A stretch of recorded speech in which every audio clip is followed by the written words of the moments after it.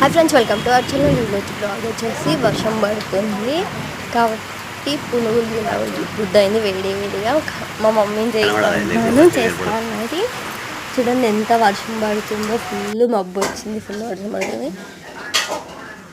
మినపప్పు నానేసుకోవాలి, బియ్యం నానేసుకోవాలి. 1 hour నానినాక 1 hour నానినాక mixie పట్టుకోవాలి. 2 ఆనియన్స్, 4 పచ్చిమిర్చి వేసి పిండిలో వేసి కలిపి కంచుడు పెట్టుకొని కంచుట్లో వేయాలి. చూడండి,